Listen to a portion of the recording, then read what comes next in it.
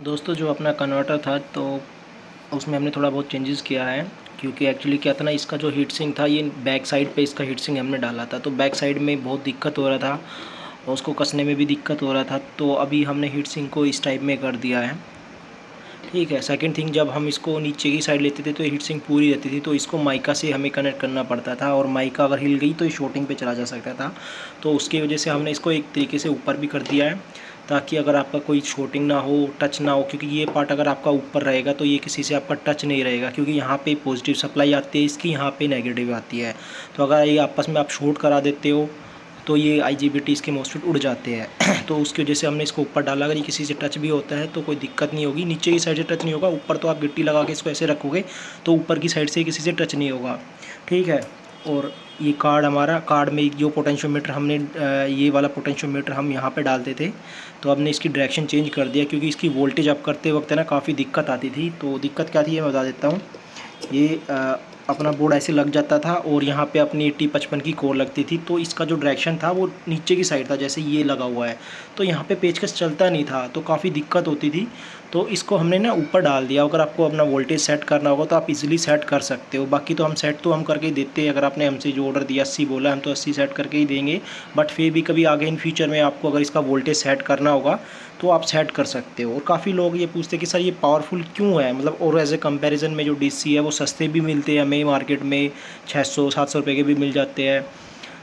तो वो उसमें और इसमें क्या फ़र्क है, देखो अभी इसमें देखो फ़र्क तो मैं पहले बता देता हूँ। उसमें आपका यहाँ पे Z44 या P555 लगा है, इसमें आपका 3205 और उससे भी हैवी कोई लेता है तो 3207 इसमें ये पे लगे मिलते हैं। उसमें आपका 3 का मिलता है, 3 का, इसमें आपको 4 का मिलेगा। उसमें P555 है, इसमें उससे 3205 है, दिन रात का फ़र्क हो जाता है। ठीक है। उसमें वोल्टेज आप सेट नहीं कर सकते ना, आप उसमें कट, अभी एक ये पोटेंशियोमीटर है, इसमें भी क्या, इसका क्या फंक्शन है ये भी बता देता हूँ साथ साथ में। एक तो उस जो पुराने वाले में आप वोल्टेज सेट नहीं कर सकते, जो सेट अगर आपने 50-0-50 का परचेज़ किया तो वो आपको 50-0-50 ही देगा, ना आप ज़्यादा कर सकते ना कम कर सकते।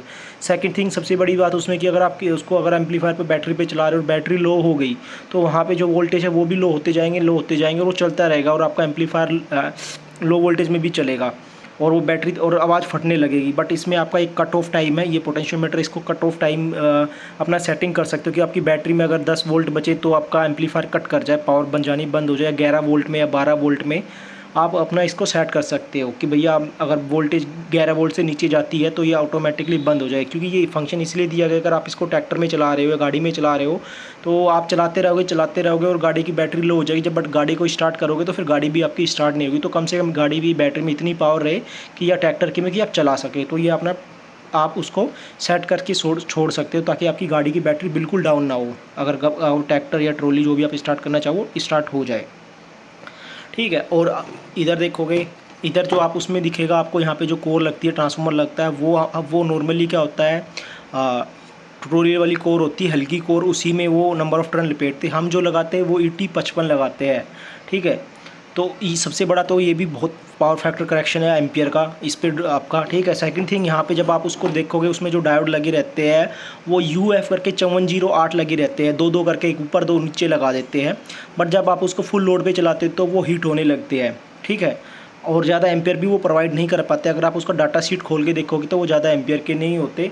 और इसमें ये हमने यहाँ पे अलग से मोस्टफेट ये जो हमने लगा रखे डायोड इतने पावरफुल है, ये आपको 30 एम्पियर तक लोड दोगे इस पर तो भी इस पर कुछ ये गर्म नहीं होगा। अगर मैं ये हीट सिंक इस पर ना भी लगाता ना तो भी हल्का फुल्का हीट रहता, ज़्यादा हीट नहीं होता। बट फिर भी अगर एफिशिएंट की बात करें तो थोड़ा बहुत अगर हीट सिंक लगा देते तो काफ़ी लॉन्ग टाइम अगर भी चलाते तो हल्का फुल्का कोई दिक्कत नहीं रहती। ठीक है। सेकंड, उसमें आपको कोई फ्यूज़ नहीं मिलेगा। आप देखोगे अगर आपका वो चलते चलता ख़राब हो गया तो आपकी बैटरी की जो वायर है वो जल जाएगी, फ्यूज़ नहीं मिलेगा। इसमें आपको एक फ्यूज़ भी मिलेगा। अगर बाय द वे ख़राब हो गया तो आपकी बैटरी पे इफेक्ट ना पड़े और ये फ्यूज़ कट जाएगा। ठीक है। सेकंड थिंग, उसमें जो वोल्टेज मिलती है वो सिर्फ आपको एक ही वोल्टेज मिलेगी, 50-0-50, उसके बाकी उसमें कोई वोल्टेज नहीं मिलेगी। ज़्यादा से ज़्यादा आपको 78-05 मिल जाएगा, वो भी वहीं बैटरी से कन्वर्ट करके वहाँ से उठा के दे देते हैं वो। और फ़ैन के लिए भी 12 वोल्ट का डायरेक्ट दे देता है। बट अगर आप उस पर अपना क्लास डी का बोर्ड चलाओगे तो वो क्लास डी का बोर्ड चलता नहीं है, क्योंकि वो जो पावर सप्लाई है उसका जो नेगेटिव पॉइंट है वो बैटरी से कनेक्ट रहता है। बट क्लास डी को चाहिए सेपरेट, क्योंकि जो क्लास डी बाइसिंग वोल्टेज बनाता है वो नेगेटिव को रेफरेंस लेके बनाता है, मतलब उसमें जो नेगेटिव सप्लाई जा देते हैं वो उसकी तरफ से नेगेटिव होता है। तो ये थी आज की वीडियो। और किसी को कुछ पूछना है तो आप मुझसे पूछ सकते हैं। बाकी इसमें सारी वोल्टेज 15 0 15 0 12 सारी वोल्टेज मिलेगी।